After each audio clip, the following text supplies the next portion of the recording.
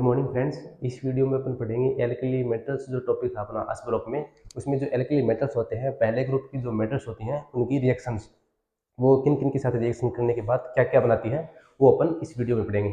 तो पहले अपन इस बोर्ड पे मैंने दो ही रिएक्शन लिखी है, एक तो एयर के साथ और दूसरी लिखी है मैंने हाइड्रोजन गैस के साथ। एल्कली हेलाइड्स की एल्कली मेटल्स की रिएक्शंस। तो उसमें क्या है कि जब एल्कली मेटल्स एयर एयर मतलब एयर में ऑक्सीजन भी होती है और नाइट्रोजन भी होती है, लेकिन एल्कली मेटल ऑक्सीजन के साथ रिएक्शन करने के बाद ऑक्साइड बनाती है, सुपर ऑक्साइड, पेरोक्साइड और नॉर्मल ऑक्साइड। लेकिन लिथियम जो है वो एयर में उपस्थित ऑक्सीजन के साथ साथ नाइट्रोजन के साथ रिएक्शन करके नाइट्राइड बनाती है। ठीक है, तो इनमें अपन देखेंगे कि कौन सी जो मेटल है वो ऑक्सीजन के साथ रिएक्शन करके है नॉर्मली ऑक्साइड बनाती है, कौन सी सुपर ऑक्साइड बनाती है और कौन सी पेरोक्साइड बनाती है, वो अपन इसमें देखेंगे। और उनके बनाने का रीजन क्या है वो भी अपन इस वीडियो में देखेंगे। ठीक है, जो लिथियम मेटल है वो ऑक्सीजन के साथ रिएक्शन करके ऑक्साइड बनाती है, नॉर्मल ऑक्साइड बनाती है। नॉर्मल ऑक्साइड मतलब जिसमें ऑक्सीजन की ऑक्सीडेशन स्टेट -2 हो, उसको बोलते हैं नॉर्मल ऑक्साइड। और जो सोडियम मेटल है वो ऑक्सीजन के साथ रिएक्शन करके पेरोक्साइड बनाती है। पेरोक्साइड में जो ऑक्सीजन होता है उसकी ऑक्सीडेशन स्टेट -1 होती है। और जो सुपर ऑक्साइड होते हैं, जो बिग साइज के मेटल्स होते हैं, वो ऑक्सीजन के साथ रिएक्शन करके सुपर ऑक्साइड बनाते हैं। सुपर ऑक्साइड में ऑक्सीजन की ऑक्सीडेशन स्टेट -1/2 होती है। ठीक है, तो जो लिथियम है, लिथियम जब ऑक्सीजन के साथ रिएक्शन करेगा तो ऑक्साइड बनाएगा। लिथियम का जो साइज होता है वो छोटा होता है। छोटे साइज में अधिक चार्ज होने के कारण इसका जो चार्ज डेंसिटी है वो ज़्यादा होती है, और ये ज़्यादा चार्ज डेंसिटी होने के कारण ये वो ऑक्साइड बनाएगा जिसमें ऑक्सीजन की चार्ज डेंसिटी भी ज़्यादा हो।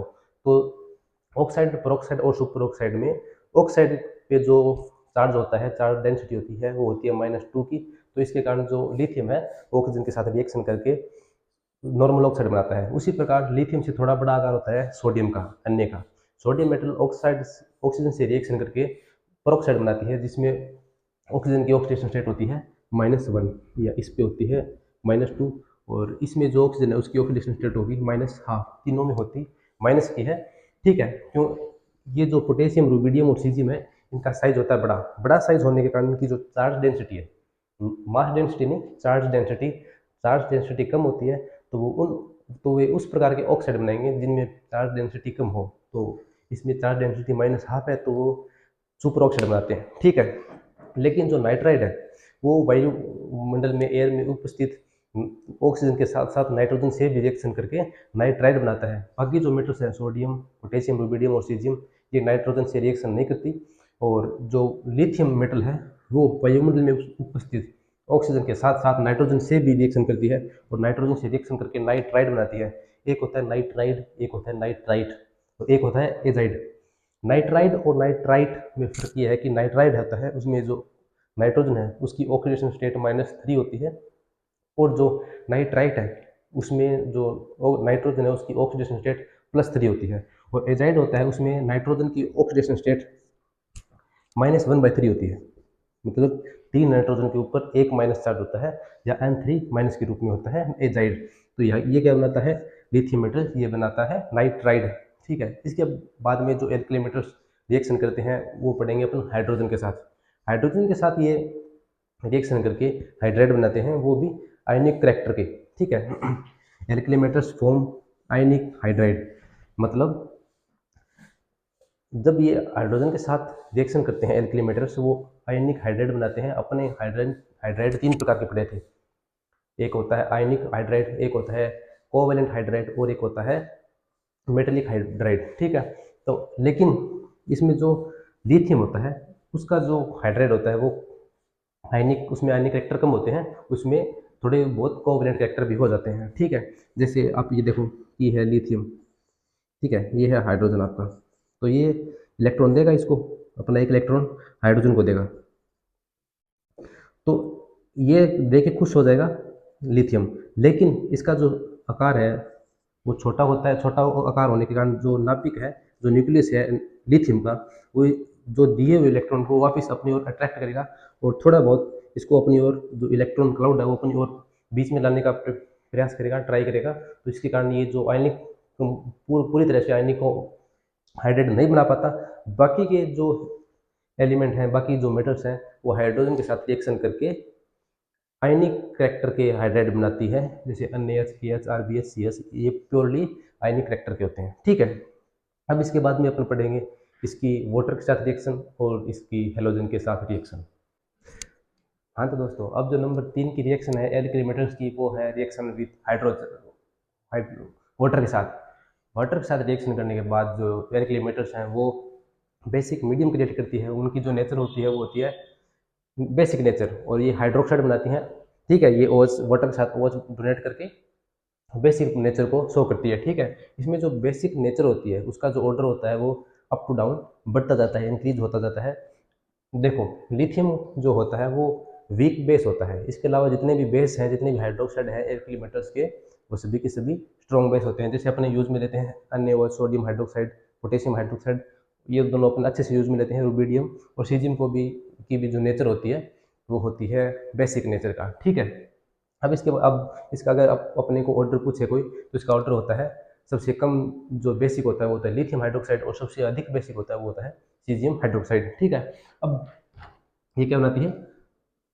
स्ट्रॉन्ग बेस बनाती है। ठीक है, बेस के यूज पे अपन इसका यूज में लेते हैं। हाँ, अपने को ये पता है कि जैसे सोडियम है, सोडियम मेटल को जैसे अपन पानी के अंदर डालेंगे तो क्या होगा कि एक तो हाइड्रोजन गैस निकलेगी। हाइड्रोजन गैस कैसे निकलेगी कि जैसे अपने पास ये है वाटर, इसमें H+ और OH- दोनों आइंस हैं। ठीक है, ये जो H2 मॉलिक्यूल है वो होता तो कोवलेंट है, लेकिन इसको अपन आयनिक फॉर्म में लिख रहे हैं H+ और OH- के रूप में। लिथियम होता है उसके, सॉरी, जो सोडियम की बात कर रहे हैं अपन, सोडियम होता है उसका जो इलेक्ट्रॉन का विन्यास होता है वो होता है 281। ठीक है, तो ये एक इलेक्ट्रॉन ये डोनेट करेगा, ये एक इलेक्ट्रॉन डोनेट करेगा, क्योंकि जो सॉल्यूशन है, जो मेटल है, उसके वो बहुत से एलिमेंट से, बहुत से सोडियम एलिमेंट से मिलकर बनी हुई है। तो ये मान लो ये दो एटम्स हैं सोडियम के। ठीक है, तो ये दो इलेक्ट्रॉन डोनेट करेंगे, एक ये और एक दूसरे वाला एक इलेक्ट्रॉन और डोनेट करेगा। तो ये दो इलेक्ट्रॉन दो H+ को देंगे, क्योंकि ये माइनस चार्ज है, और ये हाइड्रोजन H+ के साथ रिएक्शन करके H2 गैस ये रिलीज होगी। ठीक है, खुद क्या बनेगा? NaOH। क्यों बनेगा? क्योंकि ये एक इलेक्ट्रॉन डोनेट करके सोडियम, उनका जो इलेक्ट्रॉनिक विन्यास है या इसका जो ऑक्टेट है वो कंप्लीट हो जाता है, 2 8 की फॉर्म में होता है। ठीक है, अब ये Na+ के रूप में होगा, Na+ OH के साथ रिएक्शन करके NaOH बनेगा। ठीक है, हाइड्रोजन गैस निकलेगी, साथ में एनर्जी भी निकलेगी। ये एनर्जी बहुत ज़्यादा मात्रा में निकलती है, और अगर हाइड्रोजन गैस भी निकल रही है तो ये आग भी पकड़ लेती है। तो अपन देखते हैं कि जो सोडियम होता है उसको पानी में डालने के बाद एनर्जी रिलीज होती है, आग भी पकड़ लेता है। उनका रीजन ये है। ठीक है, और खुद सोडियम ये हाइड्रोक्साइड जो OH है उनके साथ रिएक्शन करके हाइड्रोक्साइड बनाता है, जो कि बेसिक नेचर के होते हैं। ठीक है, अब जो हाइड्रेशन एंथैल्पी है, मतलब जैसे अपने सोडियम को पानी के अंदर डाला तब जो एनर्जी रिलीज हुई उसका ऑर्डर अपन देखेंगे, उसको बोलते हैं हाइड्रेशन एंथैल्पी। वाटर के जुड़ने के कारण जो एनर्जी रिलीज होती है या एब्जॉर्ब होती है उसको बोलते हैं हाइड्रेशन एंथैल्पी। इसमें क्या होता है कि जैसे सोडियम को या पोटेशियम मेटल को अपन ने पानी के अंदर डाला तो एनर्जी रिलीज होती है। ठीक है, तो सबसे ज़्यादा रिलीज होती है लिथियम के गैस में। क्यों? क्योंकि लिथियम का आकार होता है छोटा, छोटा आकार होने के कारण जो नाभिक है वो ज़्यादा अट्रैक्टिव होता है वाटर मॉलिक्यूल की ओर। ठीक है, जितना ज़्यादा अट्रैक्शन होगा वाटर मॉलिक्यूल का जो मेटल है उनके न्यूक्लियस के बीच में, उतनी ही ज़्यादा एनर्जी रिलीज होगी। तो सबसे छोटा आकार होता है लिथियम का। इसके कारण जो हाइड्रेशन एंथैल्पी की जो वैल्यू है वो लिथियम में सबसे ज़्यादा होगी, उसके बाद में सोडियम में, उसके बाद में पोटेशियम से, उसके बाद में रुबिडियम में, उसके बाद में सीजियम में। क्योंकि सीजियम का जो आकार होता है वो बहुत बड़ा होता है। जैसे ये मान लीजिए ये है सीजियम का आकार। ठीक है, तो ये वाटर मॉलिक्यूल है तो इसका अट्रैक्शन होगा और नाभिक से बहुत दूर हो गया, दूरी बढ़ने से जो अट्रैक्शन है वो कम हो जाता है। तो इसके कारण जो सीजियम है उसमें एनर्जी बहुत कम रिलीज होती है। तो इसका रीजन ये है कि लिथियम का आकार सबसे छोटा होता है, लिथियम का नाभिक बाह्यतम जो H2 मॉलिक्यूल है उसके नज़दीक होता है। हाइड्रोजन जो एंथैल्पी या जो एनर्जी रिलीज होती है वो मैक्सिमम होती है लिथियम के गैस में। उसके बाद में ionic radius, order in water. उससे पहले अपन ये पढ़ेंगे कि आयनिक रेडियस मतलब एक इलेक्ट्रॉन डोनेट करने के बाद में जो एल्कली मेटल्स हैं उनका साइज, उनका ऑर्डर क्या होगा। तो सबसे छोटा होता है लिथियम। जैसे अपन देखते हैं लिथियम, सोडियम, पोटेशियम, रुबिडियम और सीजियम। तो सबसे छोटा होता है लिथियम, क्योंकि उसमें सेल होते हैं वो कम होते हैं, एक एक सेल बढ़ने के कारण उनका साइज भी बढ़ता जाता है। तो नॉर्मल आयनिक रेडियस का जो ऑर्डर होता है वो ये होता है कि लिथियम सबसे छोटा होगा, उसके बाद में सोडियम, उसके बाद में पोटेशियम, रुबिडियम और सीजियम, क्योंकि सेल की संख्या बढ़ती जाती है। ठीक है, लेकिन अगर अपन बात करेंगे आयनिक रेडियस वाटर के अंदर तो इसका साइज जो इसका ऑर्डर होता है वो उल्टा हो जाता है। क्यों? क्योंकि ये मान लो यहाँ पे लिथियम है, लिथियम का जो आकार है वो छोटा है सबसे। तो ये ज़्यादा वाटर मॉलिक्यूल को अट्रैक्ट करके रखेगा अपने पास, और जो अब रेडियस बनेगी वो ये मान लो ये लिथियम है, तो ये H2 मॉलिक्यूल, ये केवल एक परत नहीं होगी, बहुत सारी परतें होंगी।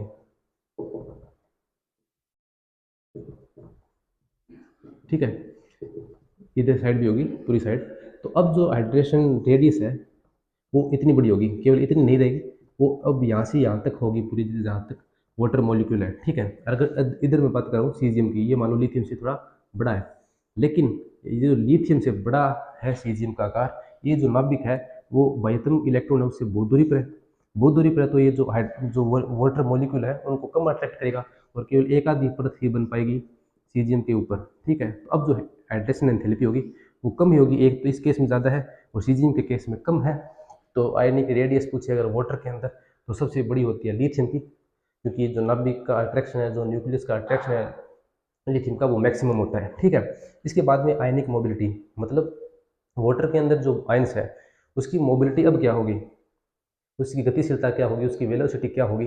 वो एक देखो लिथियम, ये लिथियम है, वाटर मॉलिक्यूल बहुत ज़्यादा होंगे तो इसका साइज बहुत बड़ा हो जाएगा, और एक सीजियम है इसका साइज छोटा है, छोटे का वाला तेज दौड़ेगा। अरे ये मान लो बॉल है और ये मान लो ये फुटबॉल है, तो फुटबॉल और बॉल की तुलना में बॉल ज़्यादा तेज दौड़ेगी, तो इसकी जो आयनिक मोबिलिटी है वो सीजियम की सबसे ज़्यादा होगी, क्योंकि इसका वाटर के अंदर इसका साइज छोटा है। उसके बाद में बात करें अपन कि जो लिथियम होती है वो हाई रिजिड होती है, और वाटर के अंदर कम रिएक्टिव होती है, कम सोल्यूबल होती है, जिसके कारण ये केवल और केवल टेट्राहाइड्रल फॉर्म में केवल 4 हाइड्रोजन वाटर मॉलिक्यूल के साथ रिएक्ट करके वो एक कॉम्प्लेक्स बनाती है, जो कि टेट्राहेड्रल शेप में होता है। टेट्राहेड्रल शेप में इसका जो हाइब्रिडाइजेशन होता है वो होता है sp3 हाइब्रिडाइजेशन। ठीक है, बाकी के जो मेटल्स हैं वो 6 हाइड्रोजन वाटर के मॉलिक्यूल के साथ रिएक्ट करके एक ऑक्टाहेड्रल कॉम्प्लेक्स बनाती है, जिसमें इसका हाइब्रिडाइजेशन होता है, वो होता है D2sp3।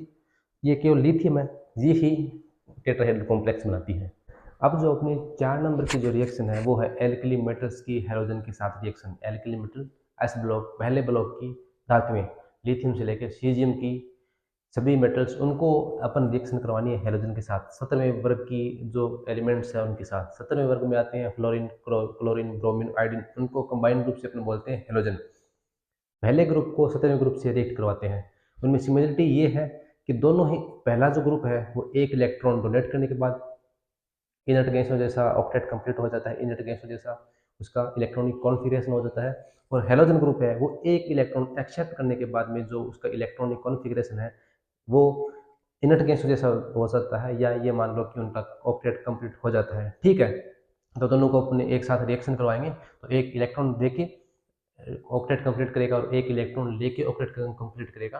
तो अब अपन देखेंगे जो पहले एस ब्लॉक पहला ग्रुप है, lithium, sodium, potassium, rubidium, caesium, इनकी 17वें ग्रुप के जो एलिमेंट है, 17वें ग्रुप के जो एलिमेंट है हैलोजन ग्रुप, उनके साथ रिएक्शन करवानी है। Fluorine, chlorine, bromine, iodine. ठीक है, इनकी अगर रिएक्शन करवाएंगे तो अपने को मिलेंगे हेलाइड। हेलाइड की नेचर होगी, और हेलाइड की नेचर होगी आयोनिक नेचर। मतलब कि जैसे मैंने ले लिया सोडियम, सोडियम का साइज होगा भैया ये इतना बड़ा साइज है सोडियम का। ठीक है, इसके बाह्यतम कोश में एक इलेक्ट्रॉन है, आउटर मोस्ट सेल में एक इलेक्ट्रॉन है, इधर मैंने ले लिया Cl। ठीक है, ये मान लो अपना Cl, ये न्यूक्लियस, ये Cl, इस पे इलेक्ट्रॉन 7 इलेक्ट्रॉन है, 1 2 3 4 5 6 7। एक इलेक्ट्रॉन देने के बाद में इसका जो इलेक्ट्रॉनिक कॉन्फ़िगरेशन या ऑक्टेट है वो कंप्लीट हो जाएगा। ये अपना एक इलेक्ट्रॉन डोनेट कर देगा, तो इसके अंदर वाले जो सेल है उसमें पूरे के पूरे 8 इलेक्ट्रॉन हो जाएंगे। जैसे सोडियम है, सोडियम का जो इलेक्ट्रॉनिक कॉन्फ़िगरेशन होता है वो 281 होता है। एक इलेक्ट्रॉन डोनेट करने के बाद में जो इलेक्ट्रॉनिक कॉन्फ़िगरेशन होगा वो होगा 28, ऑक्टेट कंप्लीट। इधर होगा 7 लास्ट में। ठीक है, 2887 क्लोरीन के लिए 2887। हाँ, 8 16 18 24 25। ठीक है, ठीक है, अगर अब इसकी बात करेंगे अपन 7 की, तो एक इलेक्ट्रॉन एक्सेप्ट करने के बाद में जो क्लोरीन का इलेक्ट्रॉनिक कॉन्फ़िगरेशन हो जाता है वो ऑक्टेट की तरह बिहेव करने लग जाता है। ठीक है, ये जो न्यूक्लियस है इसका साइज बड़ा होने के कारण सोडियम का, वो इस इलेक्ट्रॉन के साथ अच्छे से अट्रैक्शन नहीं शो कर पाता। और ये एक इलेक्ट्रॉन इधर से इधर चले जाने के बाद में ये भी स्टेबल और ये भी स्टेबल, यहाँ से एक इलेक्ट्रॉन गया है तो ये जो एलिमेंट है इसके ऊपर प्लस चार्ज आएगा। और अब जो हेलोजन है, एक्स ग्रुप है या क्लोरीन मान लो, उसके ऊपर एक इलेक्ट्रॉन आने के कारण ये हो जाएगा माइनस फॉर्म में। तो दो आयन बन गए, एक प्लस एक एटाइन और एक एनाइन, तो ये हो गया आयनिक हैलाइड। ठीक है। लेकिन जो लिथियम है, लिथियम का होता है साइज छोटा, और इधर अपन बात कर रहे हैं आयोडीन की, आयोडीन का होता है साइज बड़ा। जो लिथियम आयोडाइड बनता है तो उसकी जो नेचर होती है वो होती है कोवलेंट नेचर। इसको अपन अभी पढ़ेंगे कि जैसे लिथियम है, लिथियम का आकार होगा छोटा, लिथियम का आकार छोटा होगा तो जो न्यूक्लियस है वो बाह्यतम कोश के जो इलेक्ट्रॉन है, आउटर मोस्ट शेल के इलेक्ट्रॉन है, उसके साथ अच्छे से अट्रैक्शन शो करेगा।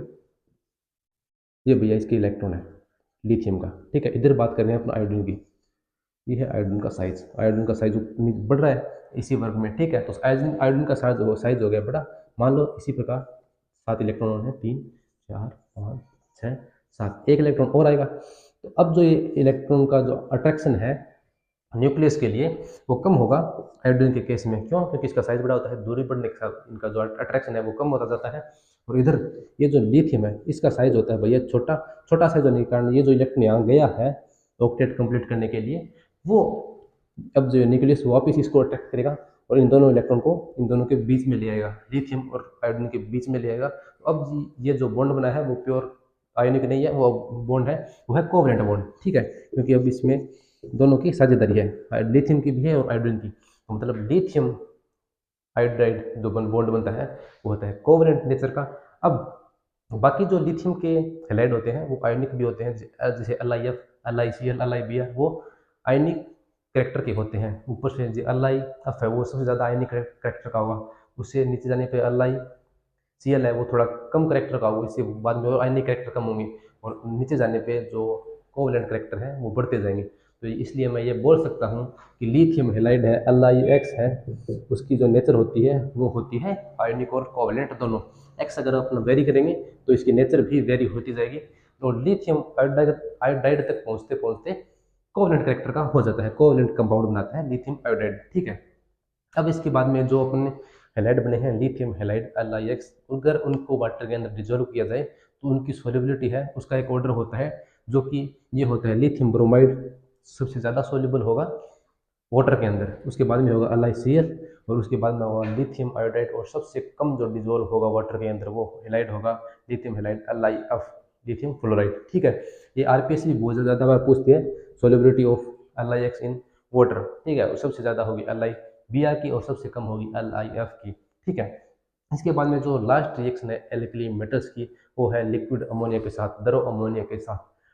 अगर द्रव अमोनिया के अंदर मैंने डाल दिया कोई मेटल डाल दिया, जैसे मैंने सोडियम एटम, सोडियम मेटल डाल दिया, अब मान लो अब के मैंने लिथियम, सोडियम, पोटेशियम सभी लिखा है, मान लो आपने सोडियम एटम या सोडियम मेटल डाल दिया द्रव अमोनिया के अंदर, तो अब जो मेरे को सोल्यूशन मिलेगा वो मिलेगा भैया ब्लू कलर का।